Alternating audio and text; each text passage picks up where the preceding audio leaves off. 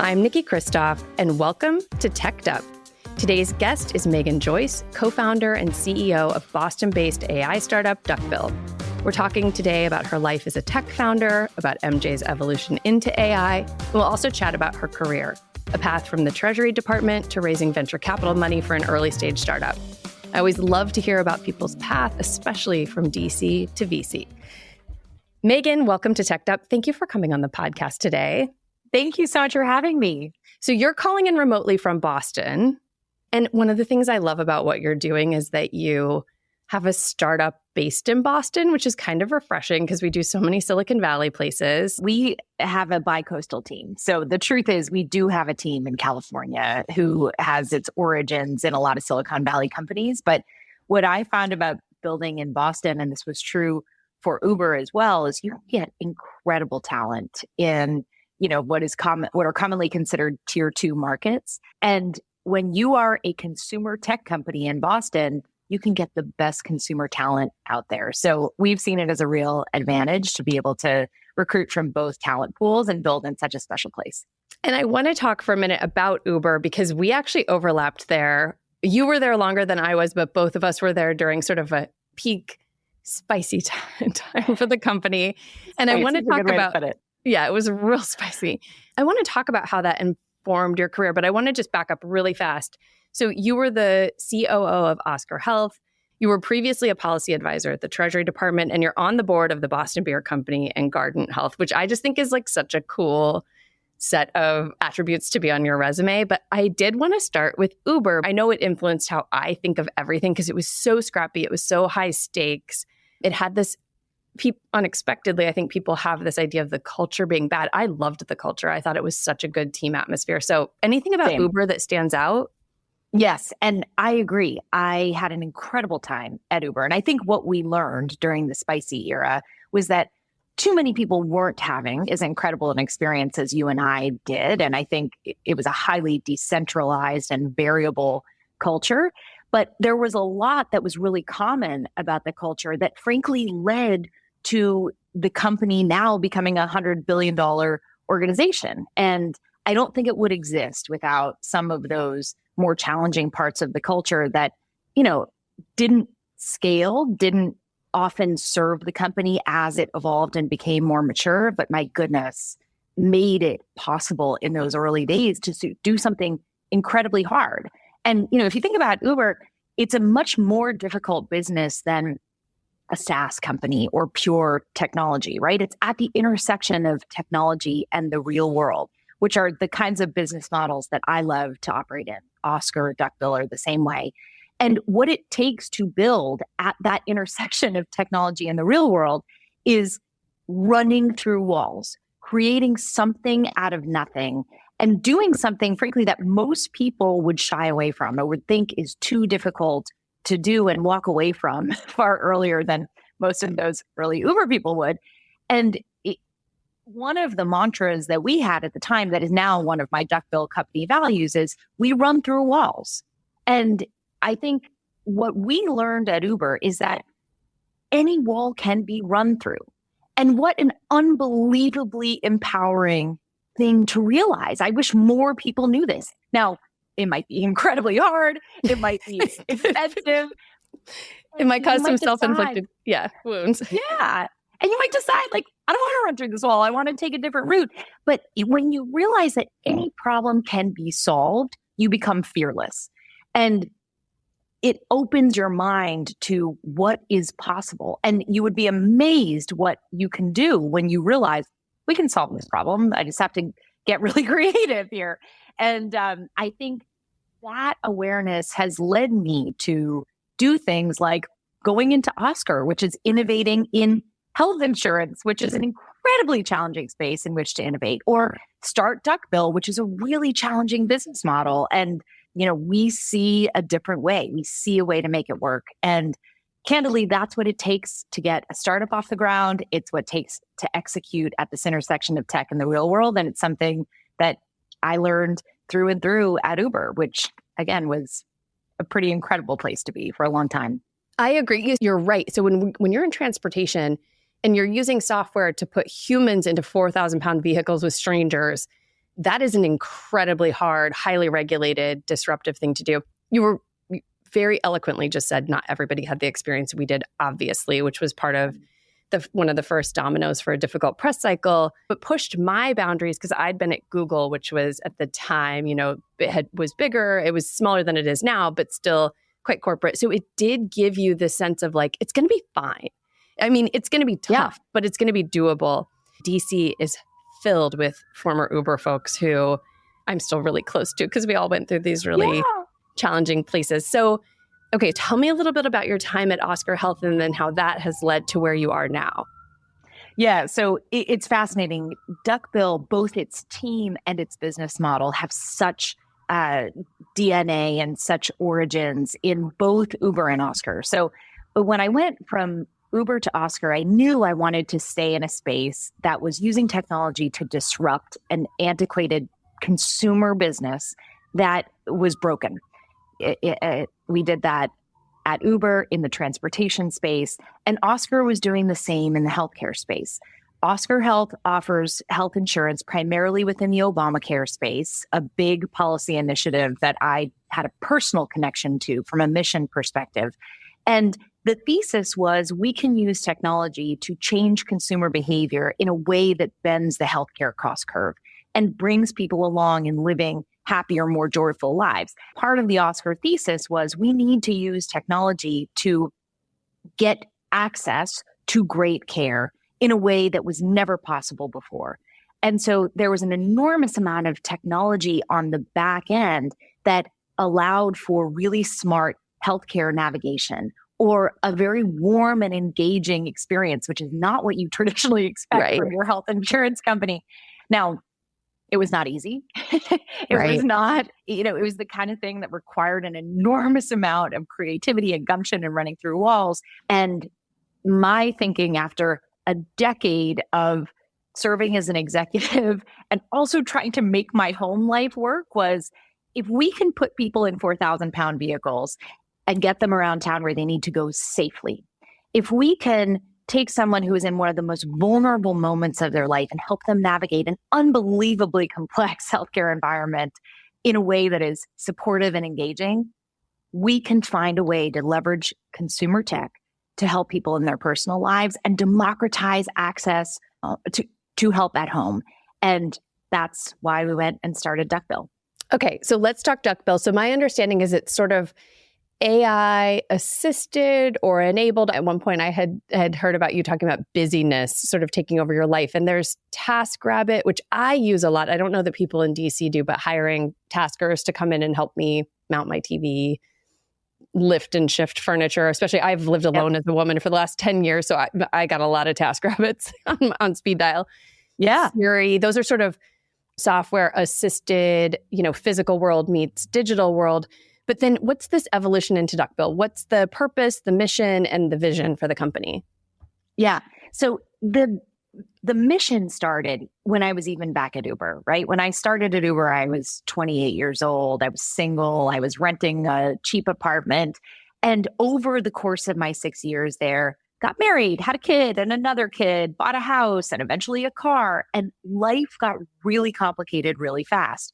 And I loved my work. That was where I drew an enormous amount of energy. And whatever spare time I had, I wanted to be spending with people I loved. My kids, my husband, my friends, myself, sleeping. What a novel idea. Yeah. And yet my life quickly became consumed with all of the demands of adulting. And I realized, for so many families, including mine growing up, so much of that work for centuries has been done by, frankly, stay-at-home women, whether it was a stay-at-home mother, wife, or a grandmother, intergenerational living in the home, or for people of immense privilege, folks they hired into the home to do this kind of work. And 99.9% of us don't have that luxury today. Women are now making up 50% of the workforce and the majority of undergraduate and graduate degree programs. We all need help. We all deserve help. And it's all too expensive and inaccessible to find in a really reliable way. And so while at Uber, I started looking at this business model and chewing on it. But frankly, I didn't think the technology existed to deliver it at scale. I couldn't figure out what the wedge was. There have been other companies who have tried to do this in the past. I mean, you mentioned TaskRabbit. We have so much love and respect for them. There was Jet Black back in the day, Magic, Fancy Hands, Hello Alfred. Folks have tried to do this. And yet, for so many years, the tech didn't exist to do it at scale. Until now, AI is the tech wedge that can start to actually crack that open and allow us to do this kind of personal assistant for everybody at scale. Now, there's been an enormous amount of conversation about AI agents. Bill Gates has come out and said, this is going to be the next frontier, this AI agent. The problem is that AI agents to date have been pretty disappointing because they cannot service the last mile. And what Uber and Oscar and these other large behemoths within the tech/real world space have realized is that it's all about the last mile. Yep. And what it takes to deliver the last mile is technology plus humans. Amazon, Uber, Oscar, none of them could be who they are in the multi-billion-dollar companies that they are without the combination of tech plus humans. And the key is bringing them into in the same space such that you get the best of humans, what they are uniquely capable of, and the best of technology, what it is uniquely capable of. As part of your Duckbill membership, you get unlimited access to a personal assistant that is in reality a combination of expert humans plus AI. And you should feel like you're interacting with a real personal assistant. And the reality is it's armed on the back end and sometimes increasingly on the front end by a combination of artificial intelligence and a real human, such that we can do this at scale. We can research anything in the world, but when it comes to waiting on hold with customer support or calling a doctor's office and switching your annual mammogram appointment because you had a last minute business trip come up, a human can get that done for you to ensure true reliability and real leverage. We were talking just before we started recording. I just moved, and I will tell you, my to-do list is staggering. It's breathtaking. And a lot of it is utilities, DC water, the DMV, which fixed my address, but not my parking zone. It's like one phone call after another, and I'm working more than full time. So when you start to layer that on top of my existing life, and I don't even have kids, so it just becomes staggering, but also cost prohibitive to have just an individual do it. My understanding of what you're talking about is the AI presumably can do the pattern recognition of it's the same process for the same people over and over and over. You're repeating. All of us are standing in the same lines with the same issues. Exactly. If you can build that tech backend and then you have a human sort of navigating, to your point, the last mile, the final piece of okay, Niki has this unusual situation, but it's based on essentially what, however many thousands of people moved in DC this year. That's kind of what you're talking about as what you're going to deliver. Exactly. The way we started Duckbill was actually taking a page out of Travis Kalanick's playbook. When he was thinking of starting Uber, he hired a private driver and made that driver available to a handful of friends just to see how it went. We did the same thing. It was the middle of COVID. We had some spare time, nights and weekends. We weren't going anywhere. And we hired an EA who had some extra time. She's still with us, Shalin. She's amazing. And we made her available to a handful of families. And my only request is that I get to see what kinds of things you ask for to test the thesis. Are these things repeatable and common across families, as you say, or is it really ad hoc all over the map? And what we found was that, while our to-do lists feel long, varied, ad hoc, all over the place, because they are to us, they are incredibly common and consistent across families. The kinds of things that any person needs when they move, getting your water set up and your license changed and your cable utility wound down at your prior home, whatever. Those things happen over and over again for thousands of people across the country every day. And what we found was that the things people asked for was a list of about 70 items. Everything on our annual to-do list boils down to about 70 items. And no wonder we feel overwhelmed. 70 is a lot of different things for any individual to take on. But that's a very manageable thing for a platform of technology plus humans to take on. And by the way, those things follow the 80-20 rule, right? So the most common use cases are appointment booking, customer support, calling your cable company, calling the water department, shopping, and home and car maintenance. Then there's one-offs, right? Returns for e-commerce, dinner reservations that are ad hoc things that come up. And then there's the final bucket of urgent items. You saw a mouse in your kitchen. Oh, or man. Your car broke down. The Or mouse you was urgent. and you just need an exterminator to come take care of it today. Yeah. Those buckets of getting you set up, recurring items, one-offs, and urgent, that's our bread and butter.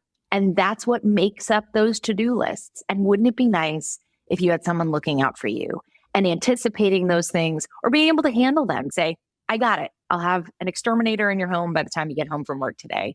No problem. We'll get that mouse out for you.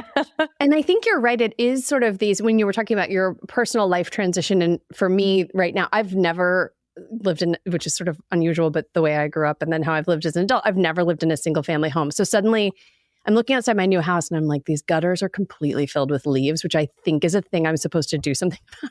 I'm not sure what it is. So it's also like this, I've just started adulting at 45, but I'm like, oh, wow. You're lucky. Yeah, leaves are like a thing I have to think about now, but I don't even know what those things are. So do you guys do like packages for moving packages? Is that something you're thinking about doing? New baby packages? How do you think about the product offerings? Yeah. So, one of the common things we hear is that the thing none of these AI agents or our predecessors have really been able to tackle yet is the mental load of knowing there are things that need to get done, but anticipating them in time or researching, what am I supposed to do about leaves in my gutter? One of our members said to us, I am a first-time homeowner. I am a first-time father. I am a first-time executive. Nobody is giving me the playbook for any of these three things until you guys came along. And so what we provide is not only a receptacle for all those things that are worrying you. You can roll over at 2 a.m. and take your phone off your nightstand and say, hey, Duckbill, this thing is stressing me out. Take care of it. And then roll over and fall asleep at peace, knowing that by the time you wake up in the morning, you'll have a response. But it also uses AI in a lot of cases to anticipate what you need. It's still up to you how you run your life. It's still up to you how much you want to take on. But you have someone there, a true co-pilot sitting with you saying, we got you on those gutters. Or by the time you even see the leaves, FYI, this often happens. If you'd like us to call someone to take care of it, here it is. Or if you want a tool to take care of it, we can send it on over. You're not alone in this. We got you. And I love that you talked about democratizing this because there are a lot of studies that show if you can put money into saving yourself time. So we spend all this money on stuff, which again, having just moved, I'm like, burn it to the ground. What is this stuff? Why do I own it? I hate all of it. But if you can spend your money to save yourself time so that you can have a life outside of just your to-do list plus your work plus the necessary things, that is money that there's a lot of studies that show actually increases your happiness in a way that buying things usually doesn't. It might in the moment give you a little dopamine hit, but it does not increase your overall life happiness. So the idea of democratizing it for people, because most people do not have the luxury of one human not working or having an EA or whatever. So I love it. So that's Duckbill. I want to talk a little bit about your personal path, raising money. What's that like? Being a founder and maybe even quickly from where you started, like how you went on this career path and ended up where you are. I love this question because for so much of my career, I felt lost and alone and like I didn't fit in the environments that I was working. And I spent a whole year when I was at business school interviewing people about tell me what you do all day. Because I wanted to find a place that I felt like I belonged and that tapped into my passions and my skill set. So I started in a very traditional business boot camp, way. I was a consultant at Bain Company. I then went to work for one of my clients there, Bain Capital, as a large cap private equity investor. And those experiences were invaluable. I learned the business toolkit. I am a far more effective operator because I started my career in those places. But I remember hearing one of my colleagues in the wall through where I was sitting at Bain Capital one night, just chortling away while working on a leveraged buyout and thinking to myself, I want to find a job that I love as much as he loves this one, because I was learning the people are amazing, but I just, that kind of large cap investing role wasn't lighting my fire. I found I was drawn to our management teams. I was drawn to sitting on the ground with them, helping them figure out how to chart their path, bring out the best in their people, do something that was harder than they thought possible, run through that wall. And it led me to think, gosh, maybe operating is the way to go. And yet at the time, this was, over 10 years ago at this point, operating was not something accessible. It wasn't something a lot of my friends were doing. It wasn't something that I saw a clear path to. And so I spent a whole year of business school interviewing people. I even took a year and a half off from business school to spend at the Treasury in the 2008 crisis era on Tim Geithner's team at the Treasury in the Obama administration.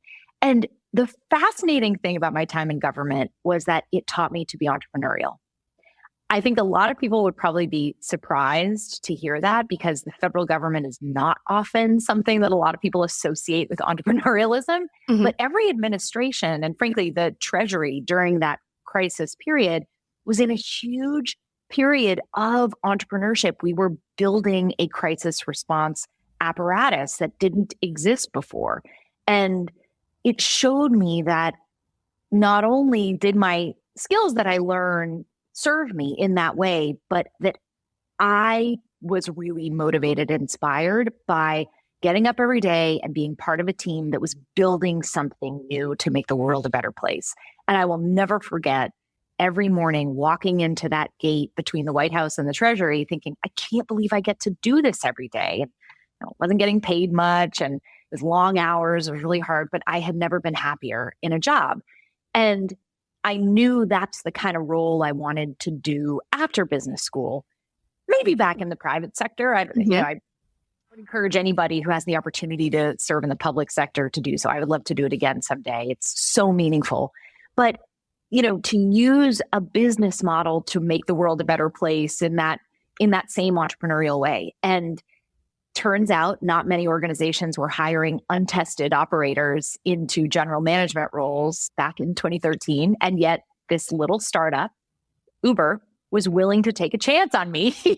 And I happened to love the product. I loved sitting in the backseat talking to drivers about how the product was transforming their lives. I knew it was affecting me as a resident of DC at the time, and then back in Boston, making my life better. And I dug in. I started as the general manager of Uber Boston. Actually, before I graduated from business school, I would go to class in the morning and go downtown in the afternoon. And I never looked back. You said two things that I want to revisit. So one is the idea of the government being like a startup. I'm not sure most people understand this or know this, but when there's a change in administration, the White House is emptied. Literally of everything. There are not computers plugged into the wall. You show up to an empty building. So the idea, I don't know if people know, it's like, sure, there's usually, hopefully, fingers crossed, a peaceful transition of power. But then the staff shows up and there's nothing there. And so they have to start from nothing. And then the agencies, same thing. When you have new political staff, you're building when you have a crisis like the 2008 crisis, which is unprecedented, right? No one had ever seen such a thing. It does lend itself to scrappy people. And one of the things that's interesting is Uber also had a lot of people from politics. So yes, much of my team, which is the government relations and comms team, it was people from presidential campaigns. It was a lot of people who'd been on these scrappy entrepreneurial gigs because it lent itself to a startup.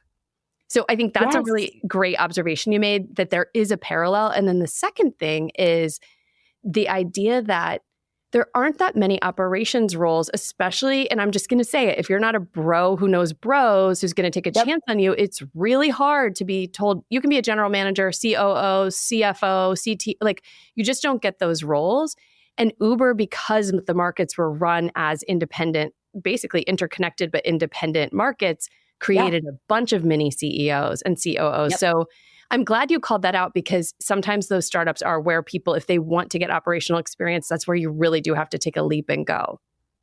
That's exactly right. I tell people, run into burning buildings, right? That was the 2008 crisis Treasury. It was Uber in those early days, and any growth stage organization, Oscar, Duckbill, it's a place with an enormous amount of opportunity. An organization that either has wild growth ahead of it or is in a state of crisis, as the Treasury was back in the 2008 financial crisis, has unbelievable opportunity. And it's not the place that's going to say, put that down, you can't touch that. It's going to say, just grab a hose and start fighting this fire. And what enormous professional opportunity exists in those kinds of places where you can see a flame and say, nobody else is tackling this one right now. I'm on it. I got this, and get unbelievable experience at a relatively young age or low tenure or early stage in that organization. Yeah. And it builds a lot of professional confidence. I mean, certainly for me, I just feel like not just at Uber, but I sort of, my whole career have run toward burning buildings / gas fires. And so it has built a lot of confidence. So, okay, I want to end on, what's your assessment of AI? So we're in this hype cycle. In some ways, the tech is still somewhat rudimentary. It's very hard to raise money at a startup right now, but if you're in an AI startup, it's a little bit easier. I'd just love, as a final thought, your perspective on being in artificial intelligence. What's your assessment of the state of play? Yeah, it is an unbelievably exciting time, I think, for the technology industry, for AI, and frankly, for the world. There is incredible potential here and real risk. And any time in history when we have had a new innovation that presents such enormous upside and also risks that go along with it, I think there is incredible opportunity for really thoughtful contributions in both the private sector and the public sector. What's so exciting as an entrepreneur in this space is the playing field is still wide open. It's not clear what the winning business model is going to be, where the clearest product market fit is. And that creates enormous potential. And I wouldn't be surprised if we see some mini cycles of boom and bust here and a transformation of how we all think about AI. Back in the early days of the internet, companies had chief digital officers, which is now funny to think about because everything most companies do has a digital component. And I wouldn't be surprised if that's the case with AI in the near future. But we're all figuring that out. And there is such value to be had and to be created by organizations that can get at that intersection of technology and the real world and say, what is the way in which AI is going to manifest itself across all these real world different nooks and crannies of our economy and our lives, and begin to make people's lives a little better using the tech. I love this. And actually, it sort of is a perfect way to end this episode. So I just commissioned a poll on AI messaging and sentiment. And one of my observations is we've been really clear about the dire potential consequences of job dislocation or a bioweapon being created, or, you know, there's people understand the risks, maybe not a real percentage of the likelihood that they're going to happen, but they totally get it. It's the benefits that they don't really hear, right? So it's the things like your brights on your car, you no longer have to flip them on. It just knows when you need the brights on and when another car is coming. A personal assistant that's enabled by pattern recognition. The idea that you are going to be able to go into any emergency room anywhere in the world in a rural area, and they're going to be able to translate any language. The benefits are really specific and tangible, but not well communicated. And the risks are so heavily publicized, but more abstract. And so I think there's this real opportunity to look at those consumer benefits and start to change the sentiment. It's going to start to feel more positive when people see and understand these little things making my life better are AI enabled. I couldn't agree more. And by the way, I think we as leaders have a responsibility to use AI for those purposes, because everyday consumers, Main Street, the middle class, have had a rough run in the last few innovation cycles. And it's high time that the population starts seeing some of the true benefit, the productivity benefit, the quality of life benefit from this technology. And for all the reasons you mentioned and all those specific examples, everyday people's lives stand to get a whole lot better. We just need to start delivering on that promise and run, not walk to that future. I totally agree. It's wonderful. I'm delighted, MJ, that you're in this space. It's so nice to reconnect with you and that this podcast gave us an opportunity to talk. Thank you so much for taking the time to come on. It's such a pleasure to be here. I'm so inspired by what you're doing. Thank you so much for having me.